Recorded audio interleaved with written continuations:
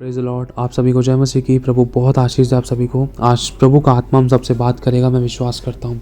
आज बहुत सारे लोग, हालांकि विश्वासी लोग, कहते हैं कि भाई मैं प्रभु में 30 साल से हूँ, 20 साल से हूँ, 10 साल से हूँ, 5 साल से हूँ, इतने महीने से हूँ, इतने दिन से हूँ, मैंने बपतिस्मा ले रखा, पवित्र आत्मा का दान पा रखा, लेकिन फिर भी कई बार मैंने अपनी ज़िंदगी में ऐसा देखा या बहुत बार देखा है या अभी भी मैं देख ही रहा हूँ कि मेरी प्रार्थना का उत्तर नहीं मिल पा रहा है।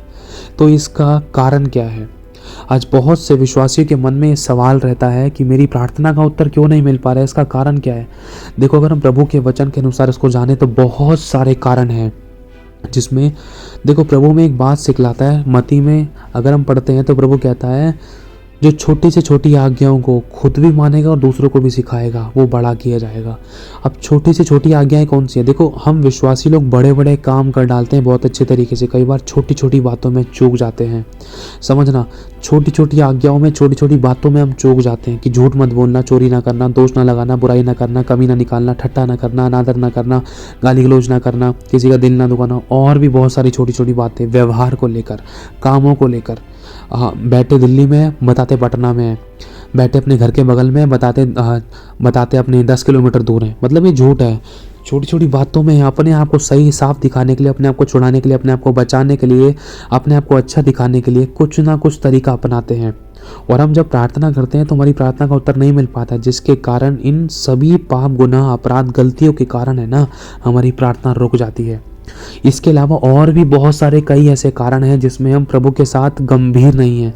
जब हम एक विश्वासी की ज़िंदगी में गंभीरता नहीं होती ना, प्रभु के वचन को लेकर डर नहीं होता, गंभीर नहीं होता, तो वो अपनी ज़िंदगी में प्रभु के प्रति छुटकारे को नहीं देख पाता है। हालांकि चाहे उसको कितने भी साल हो जाएं, ये चीज़ प्रभु ने हमें सिखलाई है। अब प्रार्थना का उत्तर ना मिलने के देखो और भी कई सारे कारण हैं। अगर प्रार्थना का उत्तर नहीं मिल पा रहा है तो ऐसा हो सकता है कि तूने कभी किसी को माफ़ नहीं किया, तूने किसी को क्षमा नहीं किया, किसी पर तूने दया नहीं करी, किसी को तूने ब्लॉक कर रखा है, किसी के प्रति तेरे मन में कड़वाहट है। प्रभु हमसे कहता है कि जिस मनुष्य को अभी तू देखता है उसके प्रति तू अपने मन में कड़वाहट रखता है, उसको तो तू माफ़ नहीं करता, उसकी तो बुराई करता है, उसकी तो कमी निकालता है, उसके पीछे तो पड़ा है, उसके विषय में तो गड़े मुर्दों को खाड़ता है, उसकी बुराइयों के पीछे ही पड़ा रहता है, उसकी कभी अच्छाई को नहीं पकड़ता। तो जिस मनुष्य को तूने अभी देखा है, यदि तू उससे ही प्रेम नहीं कर पा रहा है, तो जिस परमेश्वर को अभी तूने देखा ही नहीं है तो उससे कैसे प्रेम कर सकेगा? मतलब प्रभु आज आपको और मुझसे ये बातें करेक्शन के लिए देना चाहता है। क्यों? क्योंकि कई बार ये सारी गलतियां हमारे प्रार्थना के उत्तर आने के लिए बहुत बड़ी रुकावट बनती हैं। और प्रभु नहीं चाहता कि हमारी प्रार्थना का उत्तर रखे। प्रभु तो स्वयं चाहता है। प्रभु ने कहा है, देख मैं तुझे दीर्घायु से ब्लेस करूंगा, धन से ब्लेस करूंगा, छितराने वाला धन दूंगा, तुझे इतना धन दूंगा कि उसमें कभी दुख नहीं मिला होगा। तो तेरे पास तेरी ज़रूरतें भी पूरी होंगी, तेरे पास सेव भी रहेगा, तो देने के लिए तेरे पास बहुत होगा, और तू बरन तेरी जाति को उद्धार देने वाला बनेगा। ये प्रभु का वचन कहता है। लेकिन प्रभु के वचन पर विश्वास करने के बाद भी, यीशु पर विश्वास करने के बाद भी, बपतिस्मा लेने के बाद भी हमारी ज़िंदगी में प्रार्थना का उत्तर क्यों नहीं मिल पा रहा है? ये सच्चाई आज हमें वचन रूपी आईने से जांचने की ज़रूरत है। चाहे अपना पति है, चाहे अपनी पत्नी है, चाहे घर का मेंबर है, चाहे खून का रिश्तेदार है, चाहे कोई अन्य जाति है। अगर हमने किसी के प्रति अपने मन में कड़वाहट रख रखी है, किसी से हमने दुश्मनी रख रखी है, या किसी को माफ़ नहीं करना चाह रहे, किसी की शक्ल देखना पसंद नहीं कर रहे हैं, तो ये चीज़ हम बो रहे हैं, और जो हम बो रहे हैं वो काटने वाली बात है। अगर हमारे अंदर ये पाप, अधर्म के काम दिखाई दे रहे हैं, ये गलतियाँ दिखाई दे रही हैं, तो प्रभु के वचन में साफ लिखा है कि देख, तेरे ही पापों के कारण मैं तेरी प्रार्थना नहीं सुनता, तेरे ही अधर्म के कामों के कारण मैंने तुझसे अपना मुंह छिपा रखा है। अब सोच कर देखो, इसमें एक विश्वासी अपना ही नुकसान करता है, सामने वाले के साथ अच्छा व्यवहार ना करके, सामने वाले को माफ़ ना करके, चाहे सामने वाला कितना भी गलत है। हम तो प्रभु के वचन को जानते हैं ना, हमें तो प्रभु के बारे में पता है, हमने तो विश्वास किया है ना यीशु पर, हमें ही प्रभु के गुणों को प्रकट करना है। अगर सारा संसार ही यीशु को जान लेता तो संसार में इतना पाप नहीं होता, संसार में कोई हत्यारा नहीं होता इतना। यीशु को जानता और विश्वास करता, उद्धार पाता और प्रभु के डर में चलता, तो जगह जगह ये सारे शैतान के काम नहीं होते। जगह जगह मार काट, चक्कू छुरी चलना, एक दूसरे की हत्या करना, फूट विधर्म, ढा मतवालापन, लीला क्रीड़ा, ये सब गलत और गंदे काम नहीं होते। आज संसार में कलेश है। क्यों? क्योंकि उन्होंने प्रभु को नहीं जाना है, प्रभु पर विश्वास नहीं किया है, क्योंकि शैतान ने उनकी बुद्धि को जकड़ रखा है। और मेरे प्रभु ने आपको और मुझे मौका दिया है ताकि हम उसके नाम पर विश्वास करें, हम संसार का सदृश्य ना बने। अगर मैं विश्वास करने के बाद भी गाली बक रहा हूँ, झूठ बोल रहा हूँ, चुगली कर रहा हूँ, दोष लगा रहा हूँ, बुराई कर रहा हूँ, कमियाँ निकाल रहा हूँ, ठट्टा कर रहा हूँ, अनादर कर रहा हूँ, एक दूसरे की आंखों का आंसू का कारण बन रहा हूँ, एक दूसरे को फंसा रहा हूँ, एक दूसरे के छाती पे पैर रख के आगे बढ़ रहा हूँ, एक दूसरे का गलत फ़ायदा उठा रहा हूँ, एक दूसरे को लूट रहा हूँ, तो संसार वाले लोगों में और मुझ मुझ में कोई अंतर नहीं है, वरन मैं तो खुदा के नाम को डुबो रहा था, तो मेरी प्रार्थना का उत्तर कहाँ से मिल पाएगा? मैंने प्रभु के नाम पर विश्वास किया है तो मुझे प्रभु के गुणों को प्रकट करना है, गलत होने के बाद भी, सही होने के बाद भी। अगर चाहे मैं कितना भी गलत था तो मुझे माफ़ी मांगनी है, इस बात को प्रकट करना है कि मसीह के लोग झुकते हैं। अगर मैं सही भी हूँ तब भी मुझे घमंड नहीं करना है कि हाँ भाई मैं सही हूँ और तू गलत है, नहीं, तब भी मुझे चुप लगानी है और धन्यवादी रहना है, सामने वाले का विश्वास बढ़ाना है। ये नहीं कि अगर मैं सही हूँ तो सामने वाले को गलत ठहरा दूँ, नहीं, सामने वाले को मौका देना है। कोई बात नहीं, तो गिर गया, दोबारा से उठ खड़ा हो, दोबारा से अपनी गलती को मान, क्योंकि परफेक्ट मैं भी नहीं हूँ। मेरे भाई और बहनों, देखो कोई परफेक्ट नहीं है संसार में, पाप हुआ है, आज भी होता है, लेकिन हम कितने लोग अपनी गलतियों को मानते हैं और कितने लोग छोड़ते हैं, कितने लोग पवित्रता का जीवन जीने की इच्छा रखते हैं और कोशिश करते हैं। ये मेरे भाई और बहनों, इसी कारण, और भी बहुत सारे कारण हैं जिस कारण हमारी प्रार्थना का उत्तर रुकता है, लेकिन प्रभु बिल्कुल नहीं चाहता। आपने और मैंने प्रार्थना करी है, लेकिन हमने अगर किसी को माफ़ नहीं करा है, माता पिता के विषय में गलत व्यवहार किया है, गलत और गंदी चीज़ें देखी हैं, उन पाप के काम, विचार, व्यवहारों के कारण, हमारे चाल चलन के द्वारा ना, हमने प्रार्थना के उत्तर को जो आ रहा था परमेश्वर की ओर से, उसको आकाश में रोक दिया। क्यों? क्योंकि शैतान ने इस बात को पकड़ लिया। क्या? क्योंकि देखो परमेश्वर ने तो हमारी प्रार्थना का उत्तर दिया, जैसे ही उत्तर स्वर्ग से भेजा गया, इतने में शैतान ने आकाश में पकड़ लिया। क्योंकि अगर हम दानियेल की पुस्तक पढ़ते तो वहाँ पर ये बातें हमें क्लियर पता चलती हैं। देखो लिखा है, जिस समय तूने मुझे पुकारा उसी समय मैंने तेरी सुन लिया। आप सोचो, परमेश्वर तो यही कह रहा है, जिस समय तूने मुझे पुकारा उसी समय मैंने तेरी सुन ली। प्रभु तो ये भी कहता है, तेरे मांगने से पहले ही मैं जानता हूँ तेरी क्या क्या आवश्यकता है। प्रभु ने यह भी कहा है, तेरी मांगते ही मैं तेरी सुन लूंगा। अब सोच कर देखो, हमने प्रार्थना आज की है, वरन कई कई सालों से, हम कई कई दिनों से, महीनों से हम प्रार्थना कर रहे हैं, लेकिन उस अपनी लाइफ के कुछ कुछ एरिया ऐसे हैं, कुछ कुछ जगह ऐसी हैं हमारी प्रार्थना की, जिसमें हमने अपनी ज़िंदगी में या दूसरों की ज़िंदगी में बदलाव नहीं देखा है, लेकिन हम प्रार्थना करे जा रहे हैं, कुछ बदलाव नज़र नहीं आ रहा है। उसके कई ना कई कारण हैं।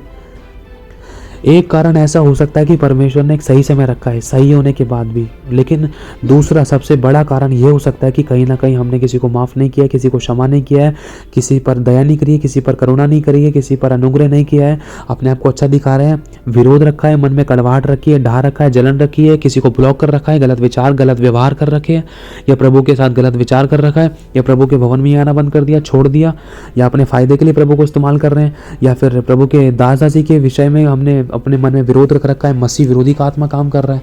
ये बहुत सारे कारण हैं जिसके कारण प्रार्थना का उत्तर नहीं मिल पाता है। लेकिन मेरे भाई और बहनों, प्रभु तो चाहता है कि तुरंत हमारी प्रार्थना का उत्तर दे, क्योंकि वो हमसे प्रेम करता है। अरे वो हमारी नहीं सुनेगा तो वो किसकी सुनेगा? लेकिन कई बार हमारी गलती के कारण है ना, वो अपना मुंह छिपा लेता है। हमारे पापों के कारण वो हमारी प्रार्थना को नहीं सुन पाता, क्योंकि वो अपने वचन से बना हुआ है। लेकिन अगर हम चाहते हैं कि हमारी प्रार्थना सुनते के साथ ही स्वर्ग से उत्तर हमें मिले, तो हमें अपने आप को क्लीन चिट करना होगा, अपने आप को जांचना होगा, अपने आप को परखना होगा। मेरे शब्दों से, मेरे विचार से, मेरे व्यवहार से, मेरे कामों से कहीं किसी अन्य जाति ने, कहीं किसी विश्वासी ने तो ठोकर नहीं खाई? मेरी फ़ोटो से, मेरी वीडियो से, या मेरे स्टेटस से, या किसी प्रकार के मेरे व्यवहार से, मेरे शब्दों से किसी ने ठोकर तो नहीं खाई? या मेरे ठट्टा करने की बातों से कहीं कोई दुखित तो नहीं हुआ? या कहीं किसी का मजाक तो नहीं उड़ गया? कहीं मैंने अनाज्ञाकारी तो नहीं कर दी? कहीं मैंने ज़्यादा गलत गंदा मजाक तो नहीं कर दिया? या कहीं मेरे शब्दों से कहीं कटु वचन तो नहीं निकल गए? कहीं मेरे शब्दों से किसी के छाती पर तलवारें तो नहीं चल गई? कहीं मेरे शब्दों से किसी की आंखों में आंसू तो नहीं आ? कहीं मेरे शब्दों से किसी को मैंने गलत जगह तो नहीं भेज दिया, गलत फंसा तो नहीं दिया? किसी को मैंने अपने शब्दों से कहीं बिल्कुल बेइज्जत तो नहीं कर दिया? कहीं मैंने अपने शब्दों से किसी का दिल तो नहीं दुखा दिया, आंखों में आंसू का कारण तो नहीं बना? हमें आज अपने आप को जांचने की ज़रूरत है। अगर आज हुई भी है गलती तो दिल से पश्चाताप करो प्रभु के आगे पहले, फिर अपने आप से ये कोशिश करना कि जिनके साथ अगर ऐसा व्यवहार हुआ है, दिल से अब सिर्फ उनको एक सॉरी बोलना, माफ़ी मांगना, चाहे सामने वाला आपको माफ़ करे या ना करे, लेकिन ध्यान रखना प्रभु की दृष्टि में आपका पत्ता बिल्कुल साफ हो जाएगा।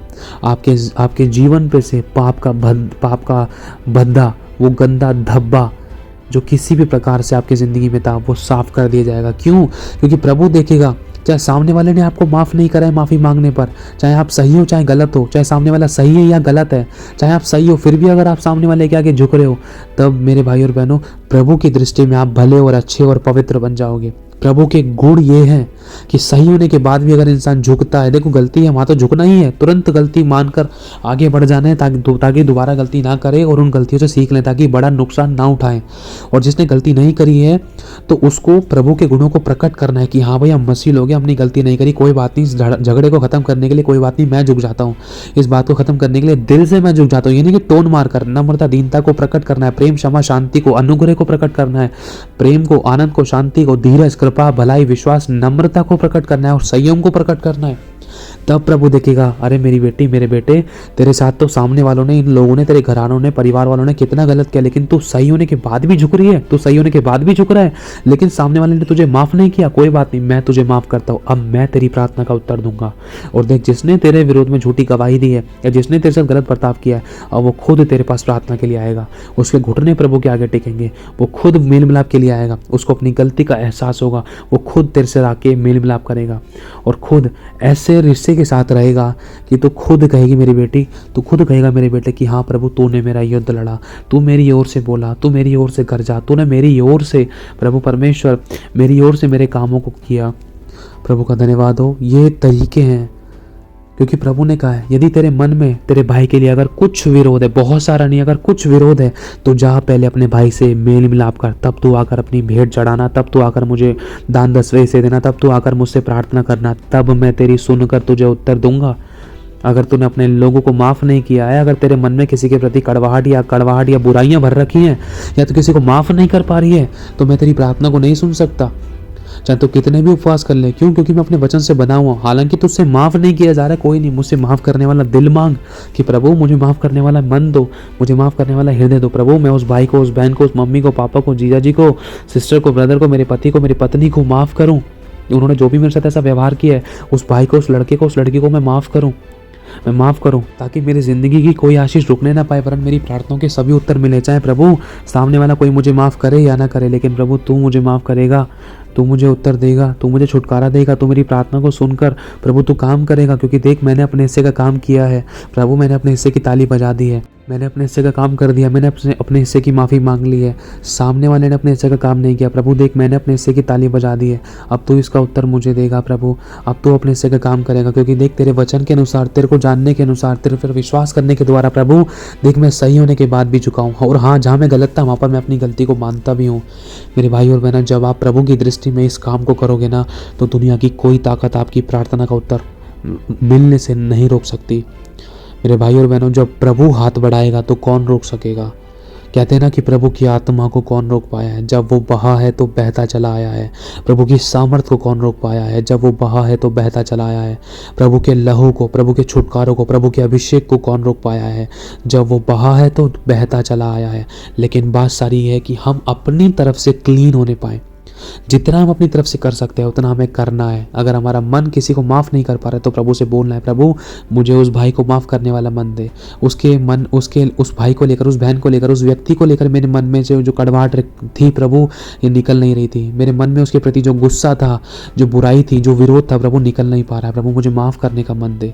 आप कोशिश करो, दिल से माफ़ करो, एक मैसेज सेंड करो, सिर्फ एक मैसेज। ज़्यादा मीठे में चीटी लगती है, जितना कहा जाए सिर्फ उतना करो, प्रार्थना के द्वारा, सब कुछ प्रार्थना से करो, नम्र और दीन रहो, चुप लगाओ, चाहे सामने वाला आपको माफ करे या ना करे, लेकिन प्रभु की दृष्टि में आप भले बन जाओगे और आपको प्रार्थना का उत्तर मिलेगा और आपकी जिंदगी में प्रभु काम करेगा, विरोधियों को फेवर में मरेगा, विरोधी को आपके फेवर में करेगा, कठोर को नम्र करेगा, टूटे हुए रिश्ते को जोड़ेगा, गड़बड़ी को खत्म करेगा, शैतान के कामों को जलाएगा, क्योंकि उस समय प्रभु काम करेगा, वो आपकी ओर से होकर लड़ेगा। हालेलुया। तो प्रभु आशीष दे आप सभी को। जय मसीह की। एक छोटी सी प्रार्थना करके एक शुरुआत करना, अपने आप को जांचना, प्रभु काम करेगा आपकी ज़िंदगी में। आमीन।